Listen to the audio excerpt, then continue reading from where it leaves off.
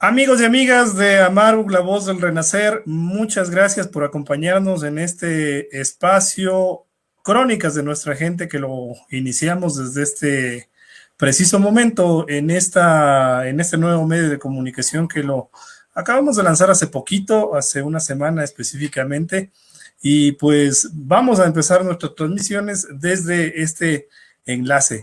Así que yo les doy la bienvenida. Hoy tenemos un programa para analizar la situación que estamos atravesando, tanto económica como social en el país. Y en ese sentido, pues tenemos bastantes datos que compartir hoy con nuestro invitado.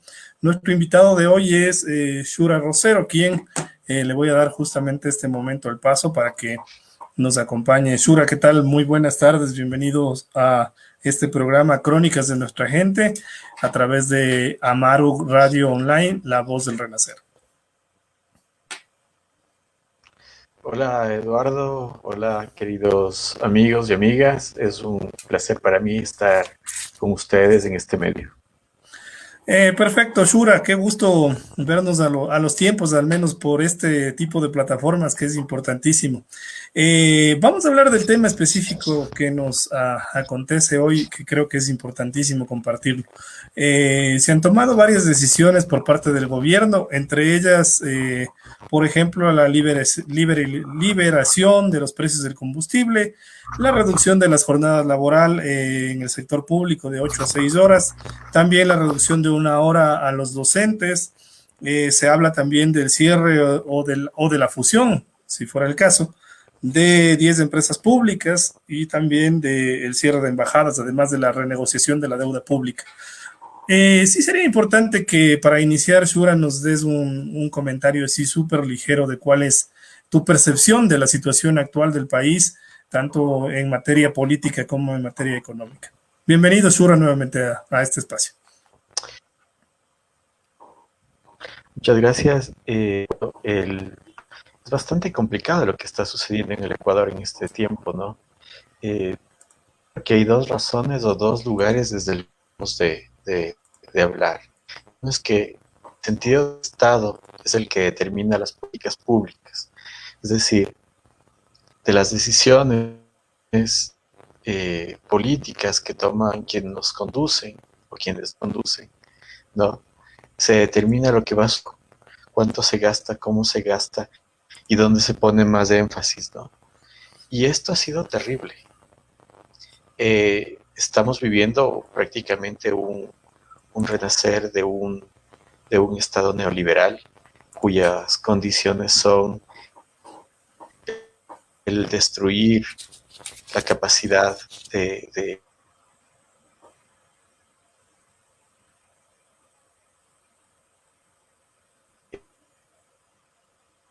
administrativa, la capacidad de atención de todo el sistema, ¿no?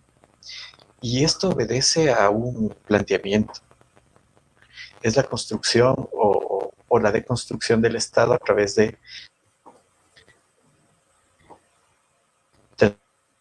tratar de destruir el Estado, vender los recursos estratégicos, dejar mente a la sociedad indefensa, ¿no? Y nos ha mostrado que, que el gobierno ha abandonado a sus ciudadanos. Y al abandonarlos, al dejar hacer recortes de educación, al hacer recortes en salud, al hacer una serie de manejos en los que se privilegia a los grandes sectores financieros, a los grandes sectores bancarios, a los grandes sectores privados, en desmedro de la gran masa de ciudadanos, ¿no? Eso es el ejemplo. ¿Cómo es posible, es lo que nos preguntamos, Uh -huh. que un país que está pasando por una pandemia tan grave haya pagado 324 millones de dólares en bonos a los grandes especuladores, ¿no? A un precio del 100% del costo del bono? Elementos cuando no había protección, cuando la gente se estaba muriendo en las calles de Guayaquil, cuando no existen cifras reales de cuántos contagios y cuántos muertos existen.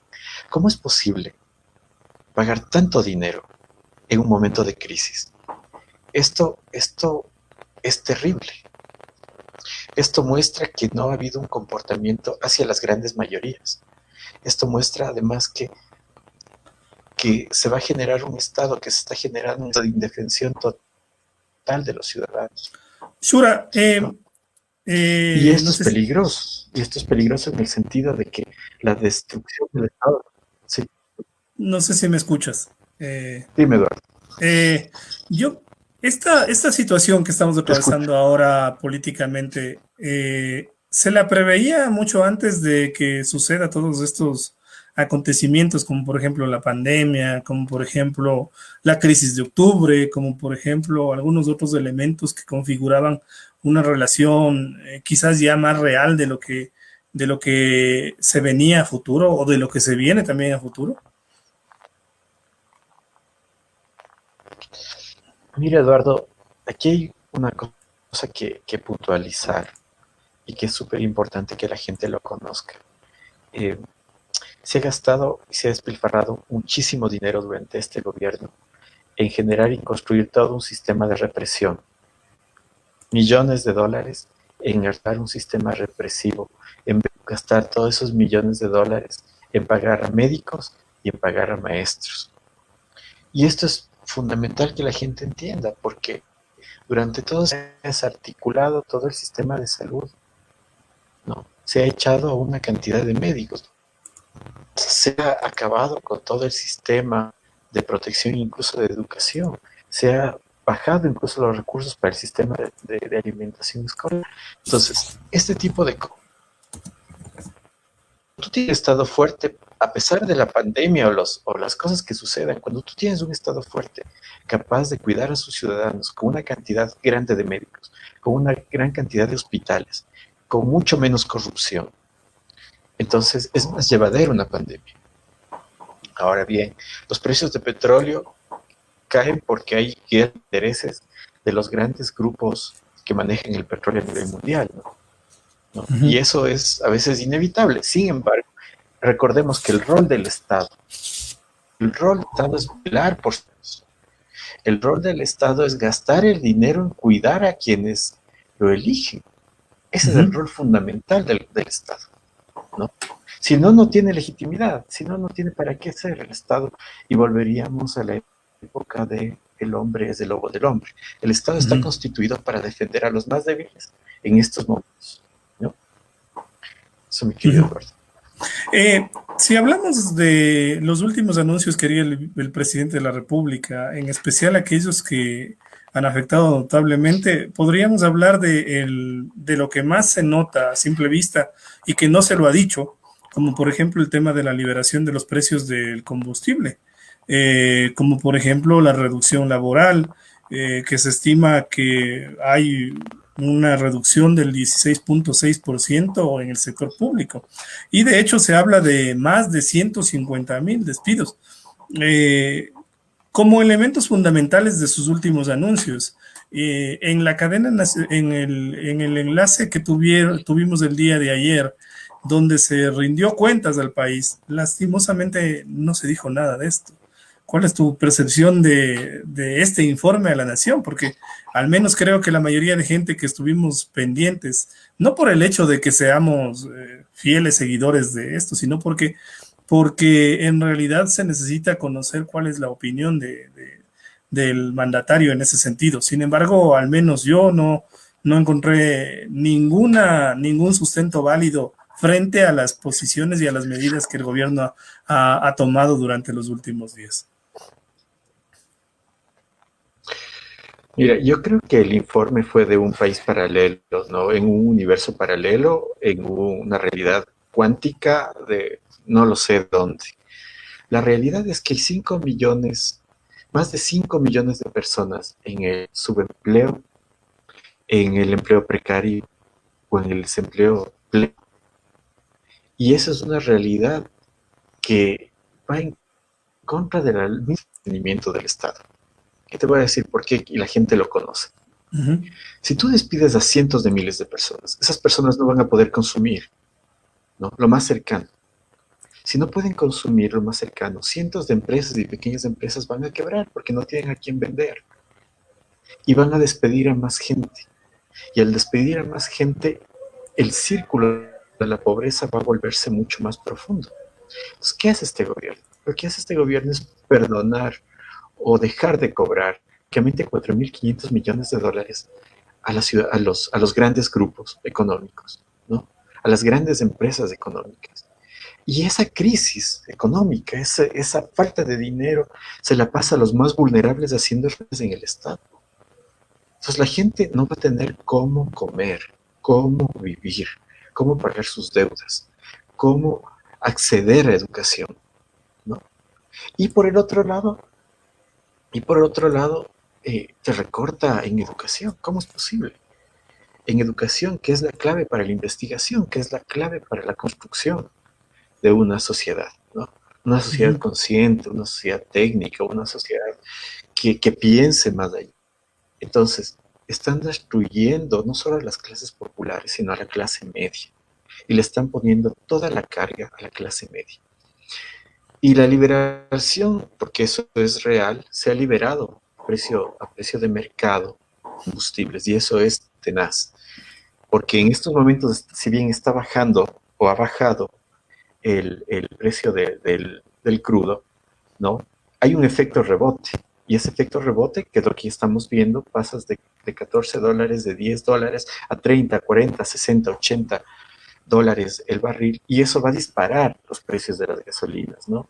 Ujú. Entonces, bueno, eso va a disparar al mismo tiempo todos los precios de los alimentos, de los productos de primera necesidad, y esto se va a convertir en una pobreza generalizada, en una sociedad que ya está muy golpeada, Ujú. ¿no? Que tiene miedo de salir por la enfermedad, pero que ahora está haciendo algo que es increíble, ¿no? O sea, la gente lo dice en la calle, ¿no? Prefiero morirme protestando porque me está matando de hambre el gobierno que morirme por el virus, ¿no? Morirme por el virus protestando que morirme en la casa de hambre, ¿no? Entonces, a esa sabiduría popular es a la que hay que tener, y no le están escuchando. Ujú. Y eso Yo es ahí, peligroso, y eso es grave. ujú. Yo ahí comparto contigo que no se justifica la reducción de 10 centavos de dólar en los precios de los combustibles, ¿no? Eso no justifica ninguna acción de ningún gobierno y eso pues justamente se mirará a futuro cuál es la realidad de esta liberación de los precios de los combustibles. Con respecto a tu señalamiento que tú lo expusiste hace un minuto, pues justamente creo que al final de cuentas, y aquí cabe preguntarte, ¿no? ¿Funcionó del todo esta estrategia del miedo a que te contagies por un lado y del miedo a que seas reprimido si incumples una normativa que está por encima del estado de excepción que ha decretado el gobierno? Pero aquí hay una gran paradoja. Un gobierno que valga la redundancia, que gobierna con miedo, no es legítimo. No es legítimo. El principio de la democracia formal, de la democracia real, ¿no? Un gobierno que da legitimarse a través del terror, que tiene bajísimos niveles de credibilidad. Sabemos, la gente piensa en algunas encuestas que más allá del 90% de los ciudadanos no confía, no cree en la palabra del gobierno, ¿no? Estamos hablando de un gobierno sin absolutamente ninguna legitimidad. Y si utiliza el miedo, si es autoritario, esas visiones autoritarias, extremadamente autoritarias, pueden desembocar en una suerte de fascismo, ¿no? Donde grandes grupos, donde toda la masa social no está representada. Entonces, eso quiere decir que no hay democracia, ¿no? Lo que tanto reprochaban, ¿no? O el lugar donde se basa la democracia liberal, ¿no? Si un gobierno no es legítimo y Uh -huh. utiliza la violencia como medio de sostenerse en el poder, es que no hay democracia. Uh -huh. Bueno, y ahí cabe resaltar lo que tú señalas, uno de los reportes que hacía Click Report específicamente respecto de la confianza de los ecuatorianos en las instituciones, al menos hace unos meses le daba por debajo del 15%. Entonces, debajo del 15% al gobierno nacional y a la Asamblea Nacional, seguidos de los jueces y de los partidos políticos.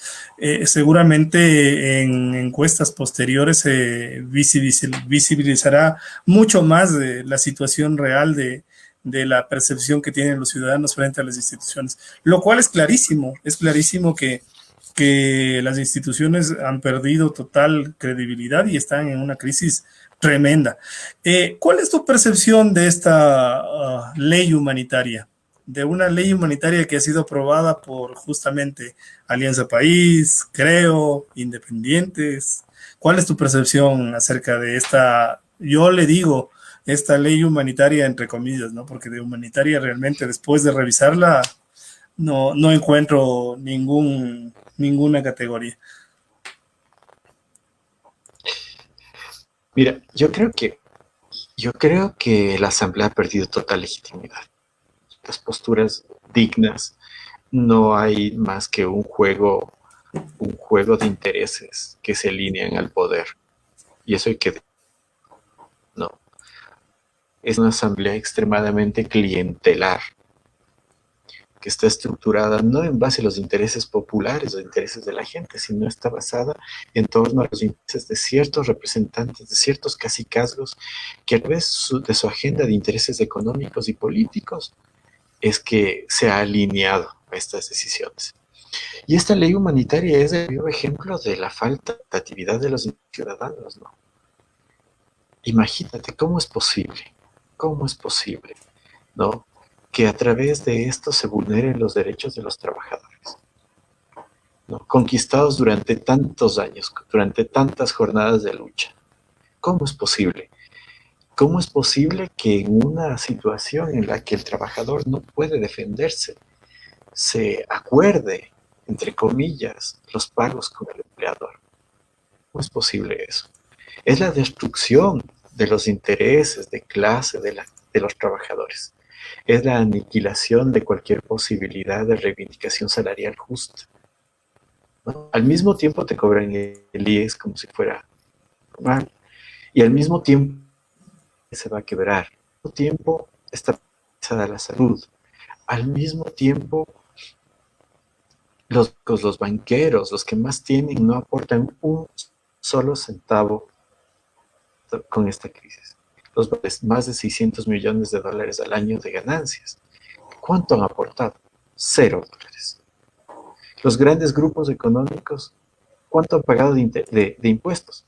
$0. Y cada vez peor, ¿no? Fugas de capitales a paraísos fiscales, una capacidad de constantemente evitar aportar a la sociedad, ¿no? Entonces, se está privilegiando a las clases más pudientes. Y eso está desencadenando lo que está desencadenando hoy. Una sociedad civil que dice, prefiero morirme en las calles, infectado, ¿no? Movilizados pacíficamente, a morirme en la casa con hambre y capacidad de darle de comer a mis hijos. A propósito de eso, ¿tú pudiste observar la movilización de hoy? Yo al menos aprecié algunos elementos y algunas circunstancias que se dieron hoy en la movilización convocada por algunas organizaciones sociales y también por los docentes y los trabajadores de las empresas que han sido cerradas. ¿Cuál ha sido tu panorama de hoy? Sé que tú estuviste también movilizado el día de hoy en las calles de Quito. ¿Cómo estuvo el panorama el día de hoy? Bueno, yo soy profesor universitario. Sabemos que intentan por todos los medios recortar no solamente el presupuesto de las universidades, sino desmontar toda la educación pública del país. Los profesores, los docentes, los estudiantes, los maestros, los obreros de casa se han movilizado de manera masiva. Eso es incontestable, ¿no? Aunque los grandes medios de comunicación corporativos aliados al poder eviten a toda costa sacar esta realidad como hicieron en octubre, pero es evidente que salieron tanto en Quito, miles de personas, en Guayaquil, en Cuenca, en Ibarra, en Ambato. Muchas partes se han venido dando movilizaciones y hoy se dieron muchas. Y eso es fundamental rescatar. decir, la gente se moviliza, la gente se autoorganiza, la gente se autoconvoca. Ahí está la verdadera legitimidad. La verdadera legitimidad es de aquellos que están reclamando sus derechos. El gobierno no nos regala nada, no nos impuestos. La gente trabaja dignamente. La gente aporta LIES, la gente aporta una serie de cosas. El gobierno no te regala nada. No puede hacer lo que le da la gana con la plata de la gente. Y es indignante, eso sí, es indignante que haya más presupuesto para construir un sistema represivo que para médicos, que para docentes, que para amas de casa, que para cuidadores, que para toda la gente que está pasando por esta terrible pandemia. Ujú. Y bueno, a eso le sumamos que lastimosamente los medios de comunicación privados o los que son afines al gobierno no han emitido este tipo de noticias, ¿no? La mayoría de cosas que hemos visto lo hemos hecho a través de estos medios como el nuestro alternativo, que lo que busca es brindar otro tipo de información que los grandes medios no nos presentan, no nos muestran como tal. Algo que tú señalas y que es importantísimo es el tema de la reducción de los salarios. Y como tú lo especificaste, al sector de la Policía Nacional, de las Fuerzas Armadas, no se les ha reducido.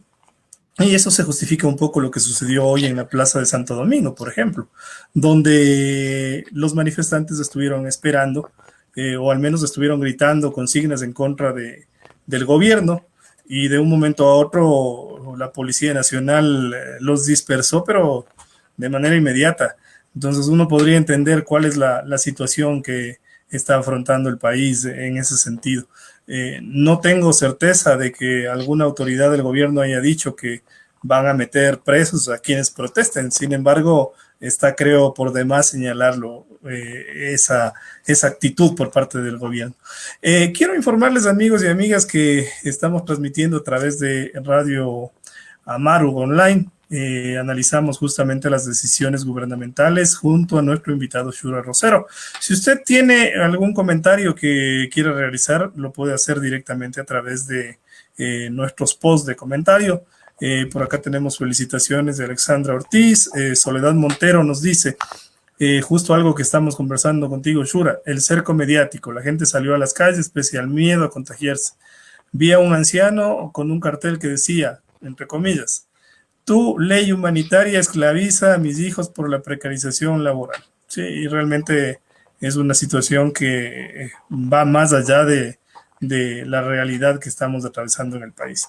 ¿Qué es lo que le espera al país, Shura, a futuro? ¿Qué es lo que al menos intentamos no ser tan pesimistas en este programa, pero lo que sí somos es realistas?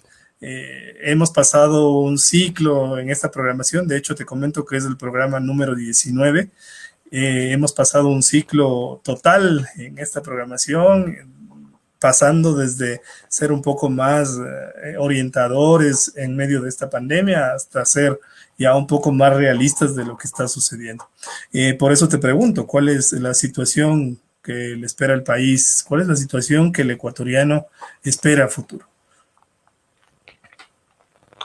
Mire, el panorama es desolador, el panorama es terrible y la gente debe estar consciente de eso. No solamente que hay una debacle económica fruto de un mal manejo de la economía ecuatoriana, donde la producción no se reactiva, donde el manejo de la liquidez es poco menos que cuestionable y donde se están vendiendo todos los activos, o se intentan vender todos los activos que podrían darnos una esperanza para reconstruir la producción.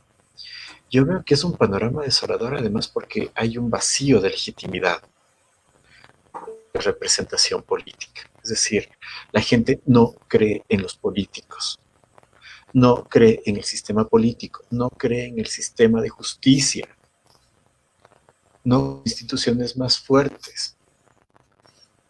Y eso genera una incertidumbre, un malestar, una crisis social, ¿no?, que va a ir aumentando y que se está aumentando.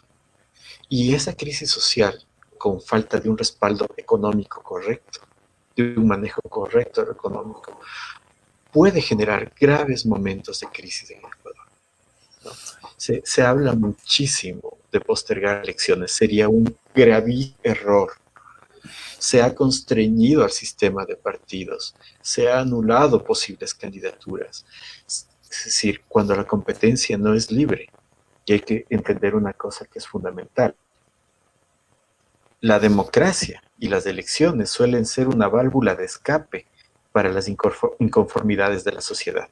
Cuando tú le niegas a la sociedad elecciones limpias, cuando le niegas a la sociedad la posibilidad de manifestarse, cuando le niegas a la posibilidad de decidir sobre su futuro, ¿no? La democracia deja de tener razón de ser y la gente lo que va a hacer es no creer más en el sistema formal y pasar lo que otras veces, ¿no? Un sistema de un vacío democrático. Y eso es un costo político gravísimo porque toma muchísimo tiempo reconfigurar el sistema institucional de un país. Y eso deben entenderlo quienes están haciendo estas cosas. Deben entenderlo y deben hacerse responsables en su debido momento de que esta debacle es causa de una clase política sin representatividad. Esto deben estar clarísimos, que el pueblo no va a olvidar y que la gente se los va a dar. No. La gran debacle se viene es responsabilidad de estas fuerzas políticas, hegemónicas, económicas, bancarias, empresariales, represivas, que están en el poder y que no permiten ir marcha atrás de sus intereses. Frente a esta situación de la que tú comentas, ayer el presidente de la República en su informe de la Nación decía, vamos a retomar el campo, vamos a retomar los créditos. ¿Cuán desierto es eso? ¿Es posible? ¿Es posible en medio de esta crisis apelar a ese discurso de mirar los ojos nuevamente al campo, de entender que de pronto vamos a tener la posibilidad de tener créditos de manera inmediata a un bajo interés? Bueno, de hecho hablan de un 6% de interés, entonces me sorprende, o 16% me parece que es, perdón si me equivoco en ese tema, pero me parece tan sorprendente que de un momento a otro aparezcan tipos de financiamiento para promover el trabajo de los ecuatorianos, ¿no? ¿Qué piensas de aquello, Shura? Yo no soy quien para poner en duda esto, pero me causa gracia, porque primero se lanzan un montón de cosas, cada vez que dicen una cosa, al día siguiente es otra, ¿no? Y nos mienten a cada rato, y nos mienten tanto, que la gente ha dejado de creer. Si te dicen, bueno, te voy a dar un crédito al 6%, ok, veamos si va a ser verdad, ¿no? Veamos si va a ser verdad cuando no se ha tocado a los sistemas financieros, ¿no? Un crédito, ¿cuánto te da un banco? 17%, 21%. Te siguen cobrando intereses. A la gente le Claro. siguen cobrando intereses los banqueros. Y te difieren el préstamo. Te siguen cobrando interés sobre interés sobre interés sobre... No. A ver, señores gobierno, a los que hay que exigirles que den créditos baratos y sean conscientes con las realidades del país, es a los banqueros, al sistema financiero, las cooperativas, ¿no? Bueno, van a liberar dinero para prestar a las personas. Ok, veamos si es verdad. Dijeron que iba a haber tren playero, ahora ya no hay tren de Alfaro. Dijeron que no iban a recortar en salud, recortan en salud, despiden trabajadores de la salud. Dijeron que no iban a tocar educación como más incluso en estado de excepción.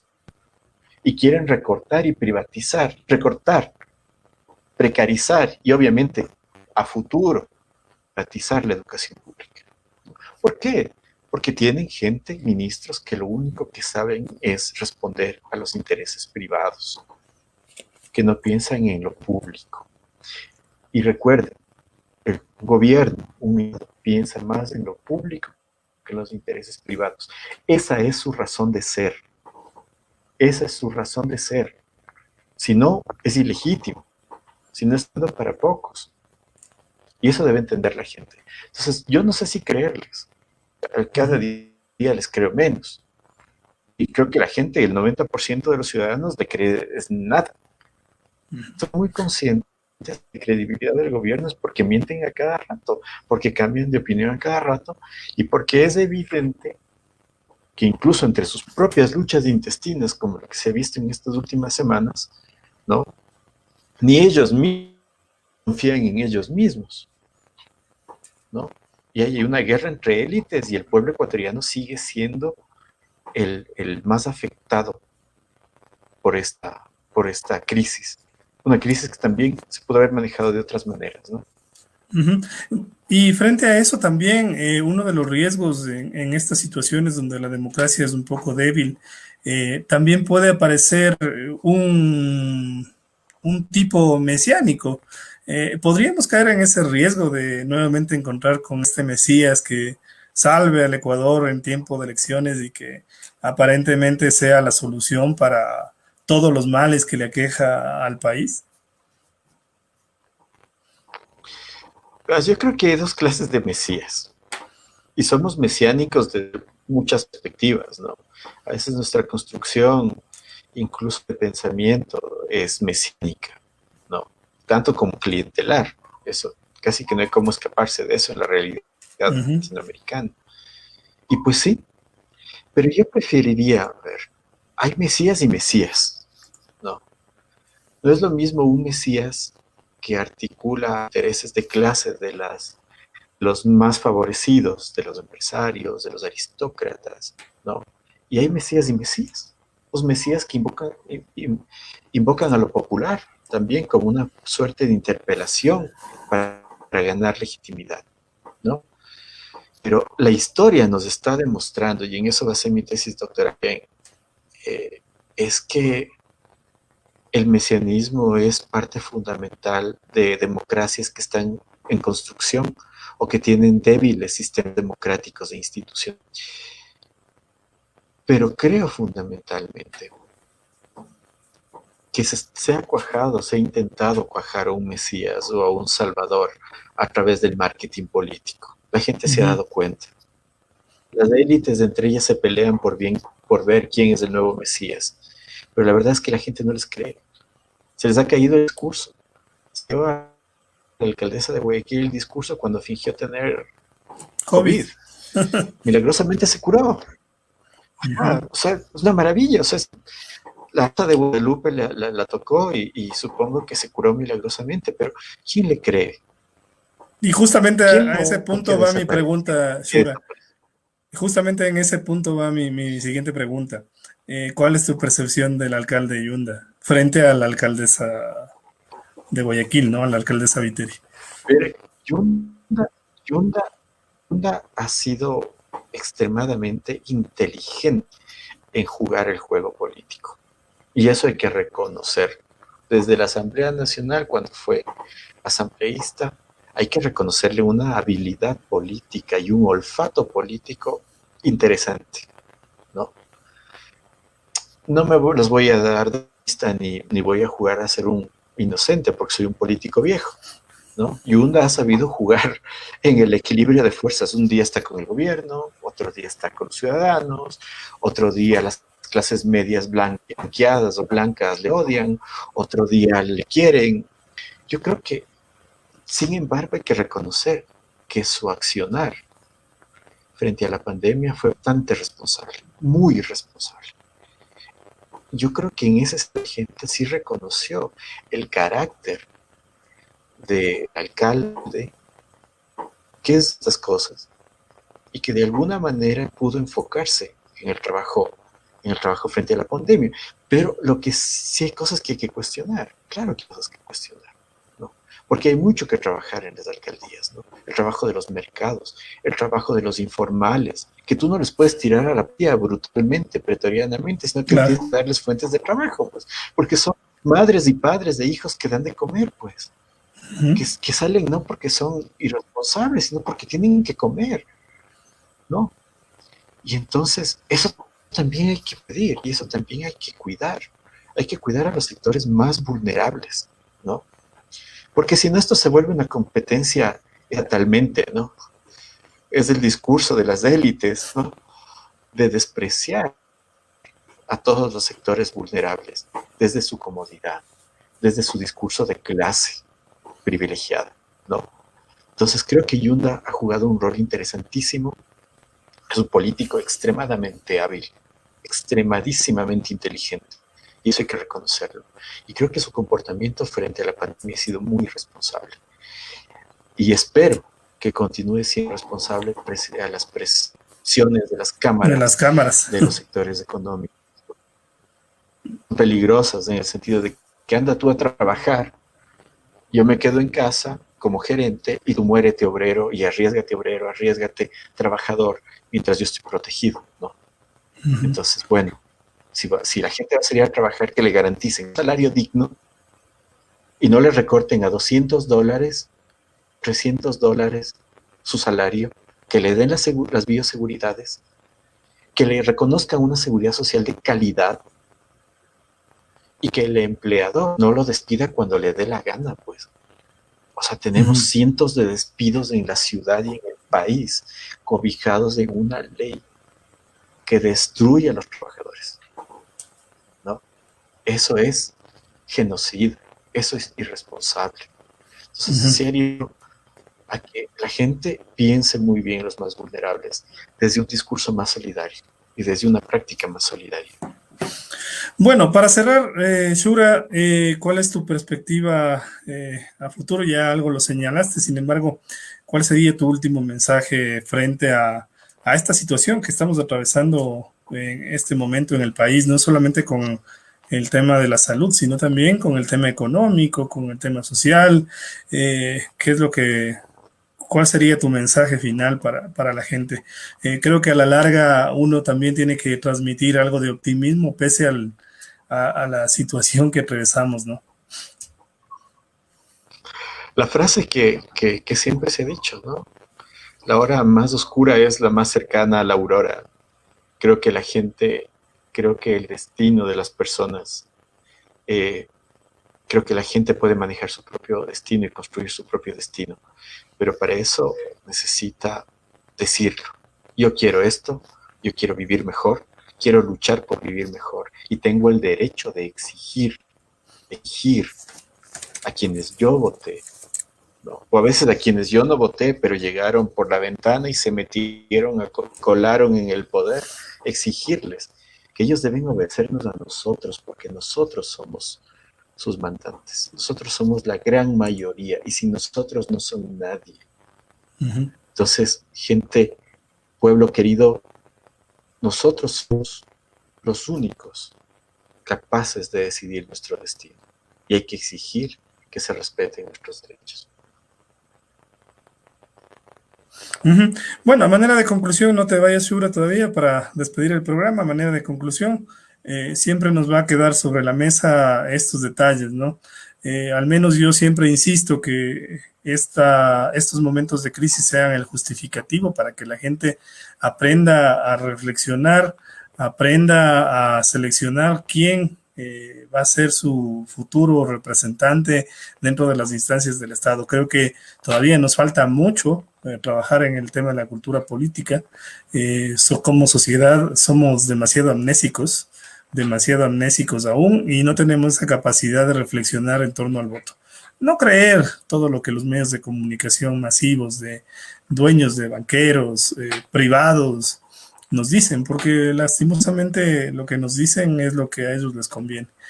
Para eso están estos espacios de que al menos hasta ahora no nos han censurado, ¿no? Pero aprovechemos estos espacios para enterarnos de una realidad que es totalmente distinta. La construcción de una realidad en la opinión pública, pues va a depender de los intereses de los grandes medios de comunicación y lastimosamente en el Ecuador tenemos muchos que tienen muchos intereses detrás. Te agradezco muchísimo, Shura, por habernos acompañado y también por habernos compartido tus reflexiones en torno a este tema que lastimosamente no se agota, que seguirá sobre la coyuntura y sobre la discusión de todos los días Entonces, yo te agradezco muchísimo por habernos acompañado en este primer programa a través de Amaru Radio Online, La Voz del Renacer, como dice nuestro eslogan, y pues por supuesto en nuestra 19ª edición de Crónicas de Nuestra Gente. Muchísimas gracias, Shura. Un abrazo, querido Eduardo.